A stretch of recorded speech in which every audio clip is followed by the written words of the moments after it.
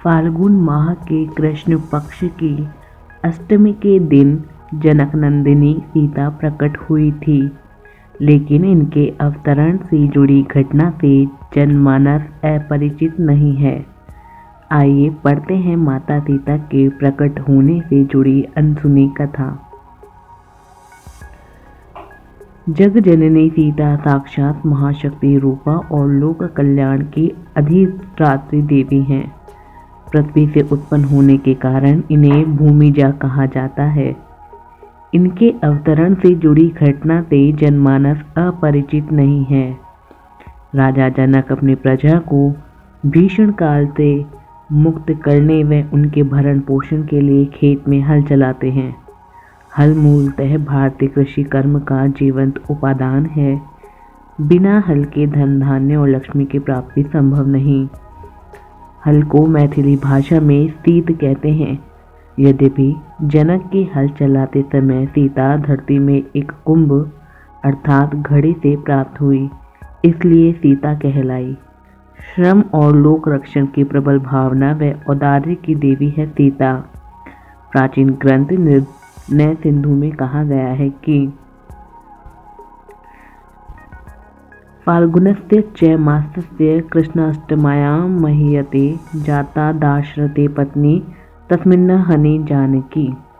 अर्थात फाल्गुन माह के कृष्ण पक्ष की अष्टमी के दिन दशरथ पुत्र प्रभु श्री राम की पत्नी जनक नंदिनी प्रकट हुई थी।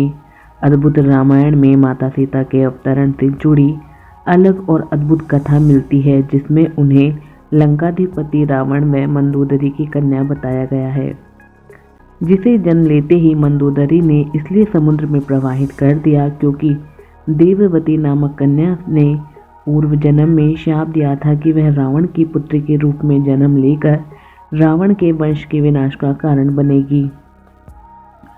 समुद्र ने इस कन्या को देवी पृथ्वी को पालन पोषण हेतु सौंप दिया।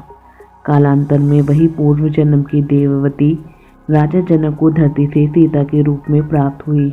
निसंतान राजा जनक और सुनैना पुत्री रूप में सीता को पाकर अत्यंत प्रसन्न हुए। सीता को सामान्य कन्या न मानकर उन्होंने यह प्रतिज्ञा की थी कि जो शिव के धनुष का खंडन करेगा वही सीता का स्वामी होगा। सीता स्वयंवर में जनक राज श्री राम को सीता का हाथ सौंपते हुए कहते हैं, हे कौशल्या नंदन, मेरी पुत्री सीता को पत्नी रूप में वरण कीजिए। यह आपके साथ प्रतिछाया के रूप में हमेशा उपस्थित रहेगी। सीता पिता द्वारा पति श्री राम को दिए वचन का अक्षरतः पालन करते हुए जीवन में अनेक संकटों को बड़ी निर्भीकता से सामना करती है माता सीता। यह प्रत्येक भारतीय महिला के लिए अनूठा उदाहरण है। लव और कुश का जन्म उनके निर्वासन के दिनों में ऋषि आश्रम में होता है। सीता अष्टमी को कुमारी कन्याएं और सुहागिन स्त्रियां दोनों माता सीता का पूजन करके व्रत रखती हैं। कन्याएं श्री राम जैसे पति को प्राप्त करने की आकांक्षा से तो सुहागिन महिलाएं अपने अटल सुहाग की कामना से गौरी गणेश को साक्षी मानकर दिन भर श्री राम की वामांगी शक्ति रूपा की पूजा अर्चना करती हैं। पूजन के समय पीले फूल, वस्त्र, 16 श्रृंगार के समस्त वस्तुओं को माता सीता को अर्पित करती हैं।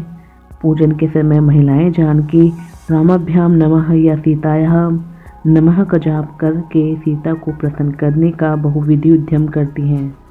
श्री राम और सीता सबसे आदर्श मर्यादा संपन्न पति पत्नी हैं। माता सीता लोक परलोक में अपने शील, सौंदर्य, सेवा, पराक्रम, नेतृत्व, परोपकारिता और अन्य सभी गुणों के लिए पूज्य और वंदनीय हैं। साथ में हर युग, देश काल व समाज की आदि आबादी अर्थात महिलाओं के लिए अनुकरणीय पात्र हैं और रहेंगे। तो आपने सुनी आज जनक नंदिनी सीता के बारे में अद्भुत बातें। अगर आपको अच्छी लगी हो तो चैनल को सब्सक्राइब करें। धन्यवाद।